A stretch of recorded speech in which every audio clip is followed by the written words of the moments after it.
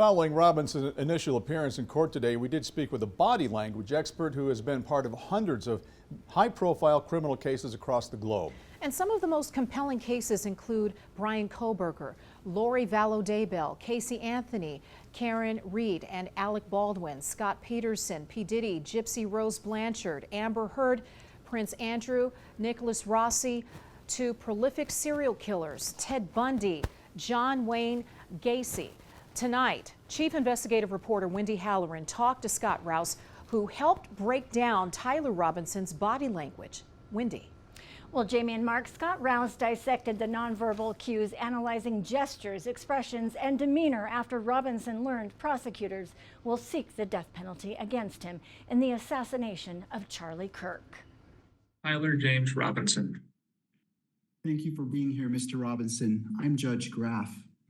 Tyler Robinson appearing virtually from the Utah County Jail in a suicide robe. It's really odd behavior for someone who should be stressed in that situation. Scott Rouse is a world-renowned behavior analyst and body language expert. He holds multiple certificates in advanced interrogation training and has trained alongside the FBI, Secret Service, U.S. military intelligence, and the Department of Defense. He serves as an expert consultant for law enforcement and the U.S. military, among others. I'm going to tell you from my experience what I see going on here. I asked him to analyze Robinson's demeanor. No big, deep breaths. We saw a couple of breaths that weren't deep breaths, but they were breaths from it looked like they were almost from boredom.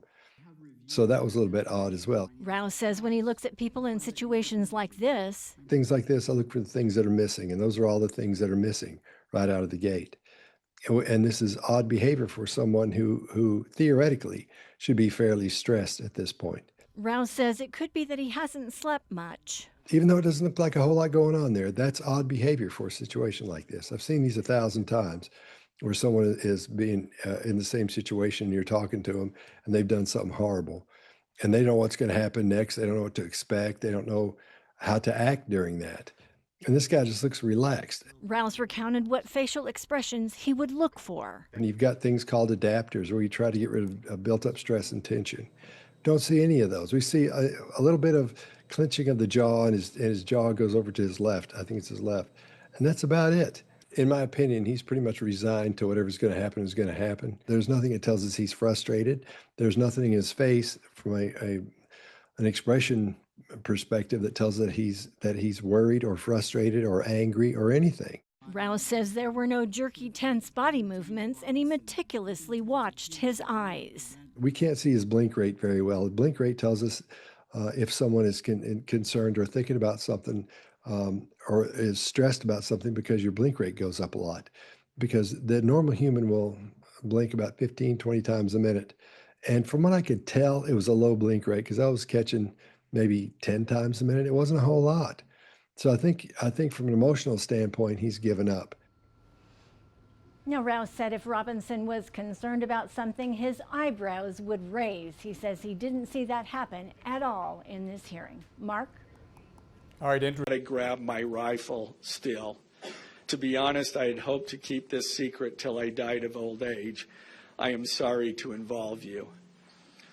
Roommate, you weren't the one who did it, right? Robinson, I'm sorry. 7 counts were officially filed against the man accused of killing Charlie Kirk, including aggravated murder. Tonight, we get a sense of the evidence prosecutors are poring over, including what authorities claim are text exchanges between Tyler Robinson and a roommate. U.S. Attorney John Fishwick joining us. A lot to unpack tonight, John. What about that alleged admission of guilt in a chat? Could that be an attempt for the suspect to utilize the admission as a plea to avoid the death penalty, which, as you know, is on the table? Dee, I think it'll be uphill for his legal team to get the death penalty off the table.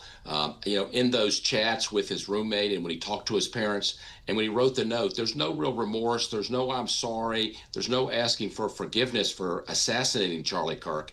It's pretty clear he's just admitting to it. So I don't think that would garner much sympathy with the jury who's deciding whether he should get the death penalty or not. In fact, I think it may hurt his case and make it much more uphill for his legal team. That's interesting. Utah's governor and the president had been calling for the death penalty even before a suspect was identified. You remember the intense manhunt.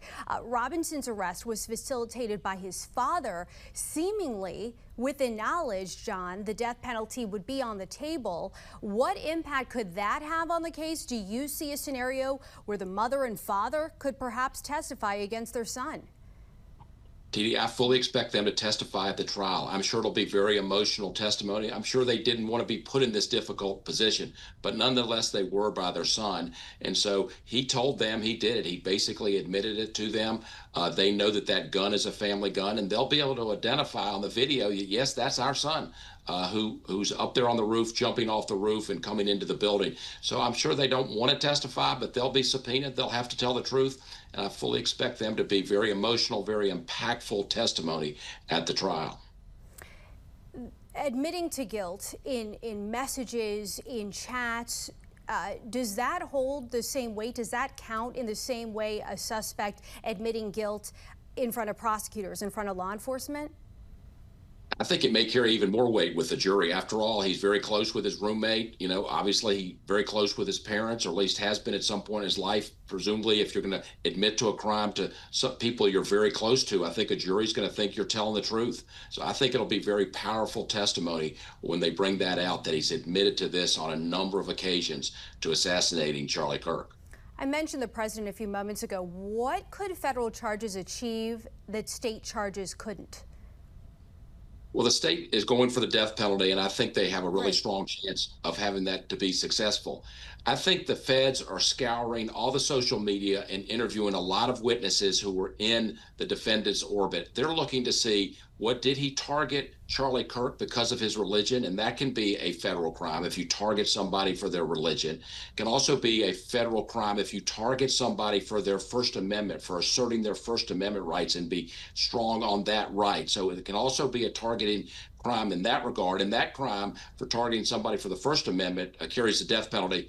I think they're also looking, like the Maggione case, did this defendant track and stalk Charlie Kirk? And that can be a federal crime as well. So I think they're combing all of his social media, interviewing many witnesses, but I fully expect the feds to bring charges against him. This is a very serious case that obviously impacted DOJ and the president in a big way. So I fully expect them to bring charges.